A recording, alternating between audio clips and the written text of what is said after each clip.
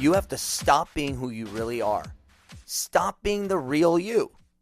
Does that scare you a little bit? Yeah, I think it would scare me too if I turned on this thing and someone started telling me to stop being who I really am. Until I listened and found out why he's telling me this. See, so many of us are using this as an excuse to not be at our best. In so many areas of life, in business, in relationships, we use this as a constant excuse where we say, well, I'm just being who I am. Or this is just the real me. You know, you sleep in the morning, you don't get your stuff done, you don't take care of business, you're not where you're supposed to be, and your excuse is, well, I'm just not a morning person.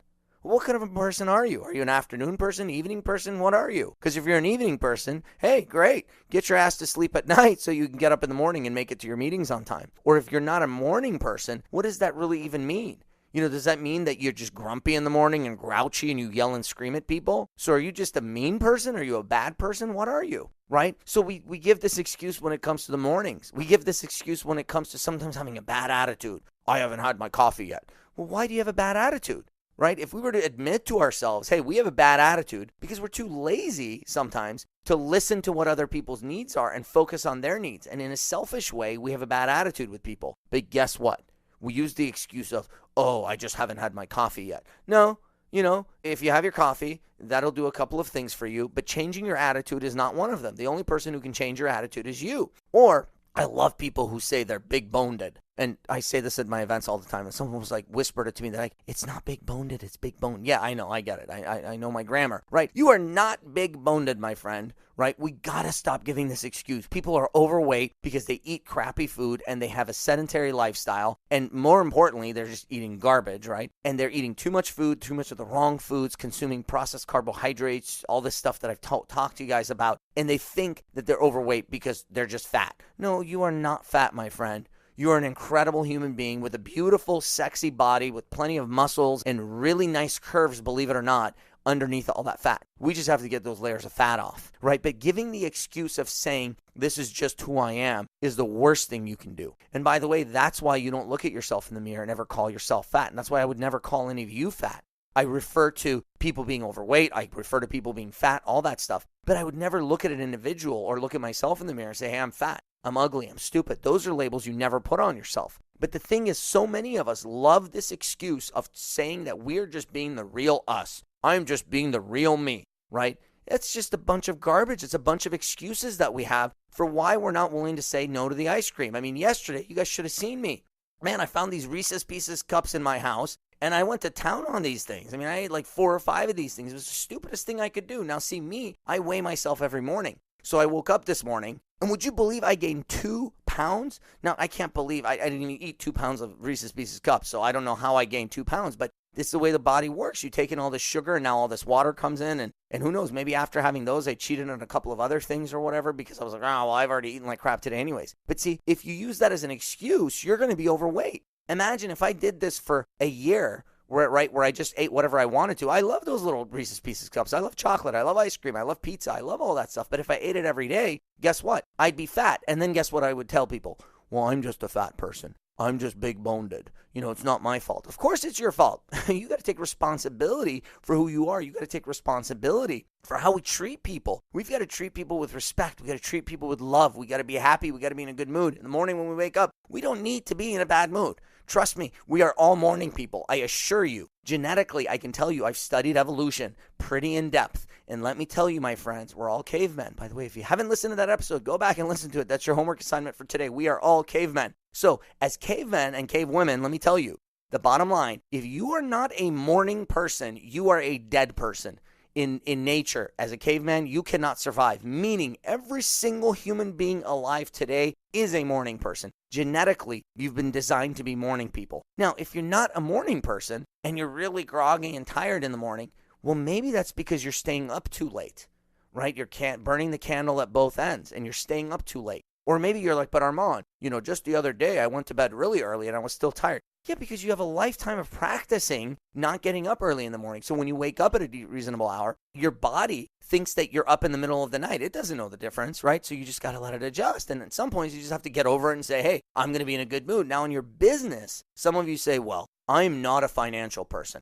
Okay, well, get out of business then. You can't own a business if you're not a financial person. What do you think? I don't look at my P&Ls and my, those things scare me, right? Or in business or in other things, people say, I'm not a math person. Well, what kind of a person are you? Because if you're not a math person, you're not a living person. You certainly can't have a bank account and give me all your money. And they're like, no, I don't want to give you all. Here, give me all your money. I'm going to give you $1 back. And they're like, no, that's not a good deal. I'm like, how do you know that?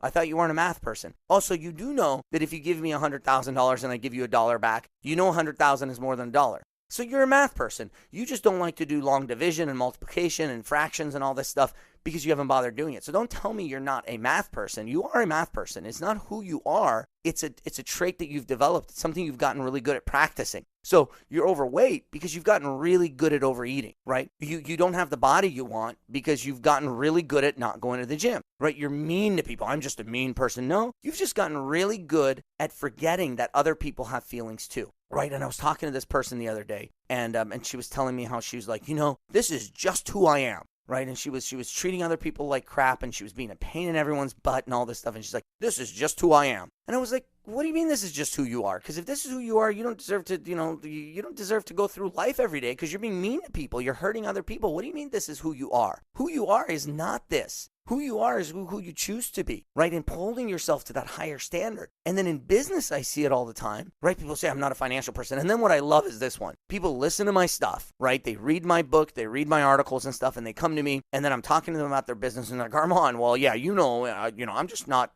I can't do that stuff. Because as you know, I am an artist. And they do the little fingers, they do the little quote thing. They say, I'm an artist. Or they say, I'm an entrepreneur. I am an operator. Look, I gave you those labels to make you better at doing the other things. Not so that you can now use that as an excuse to not do everything else. For example, if I've said you are an entrepreneur, doesn't mean you don't build systems, you don't manage your people, you don't care about the quality of your product or service. No, it means you have to put even more focus on those things. So saying, well, I'm just an entrepreneur. And that's why I take crazy risks, do stupid things, blow all my money away, don't care about the quality of the service or the product, and I have no systems in place, and I don't manage my people well, but that's just because I'm an entrepreneur. No, that doesn't work. Or you're like, I'm an operator. And that's why my business is the same size it's been for the last 10 years. Right, it's not growing, and I'm not taking any risk. I'm not growing. I'm not pushing it. I'm not going to that next level because I'm an operator. No, I don't care if you're an operator, right? That was a cute little label I put on you because that label helped us at that moment to explain what things you need to get better at, right? Or who you might need to bring into your organization. But using that label as an excuse to not be at your best within your business is not going to work. So you can't say, I'm not a systems person. Trust me, all of you are systems people. If you go to bed at night, you wake up in the morning and you brush your teeth, you are a systems person. That's a system, okay? You sleep at night, you get up in the morning, you brush your teeth. And then you go do whatever, you use the restroom, you shower, you get in the car. Those are all systems. Now, there's more complex systems, but we're all systems people. We're all math people. We're all morning people. But we put these silly little labels on ourselves, and then we use them as an excuse. So today, especially for the business people out there, we got to get rid of these labels. But then you look at other areas, and in relationships is where you really see this coming out in people. People are like, I talk to guys all the time because everyone knows who knows anything about me. They know I'm like this. I'm a guy who's known for being incredibly romantic. And my wife loves the stuff that I've done for her in the past and I continue to do. And so everyone knows me as a romantic person. And guys will come up to me and be like, oh, Armand, I wish I was as romantic as you, man. I'm just not a romantic person.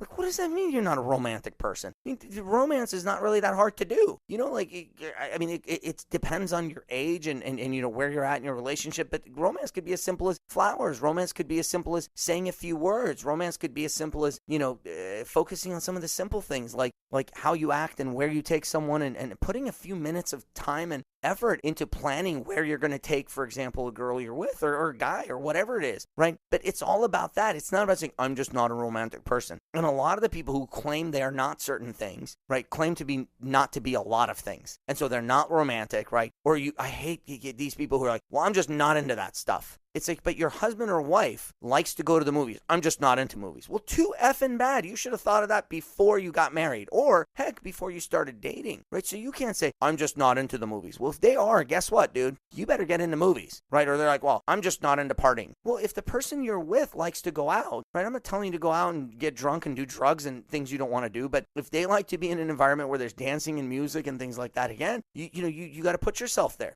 right? Or people who are like, well, I'm just too old for blank, right? I'm just too old. Again, you're defining who you are and using that as an excuse to not do what you need to do. Well, guess what? Most of the people who today say I'm too old, right? Guess what?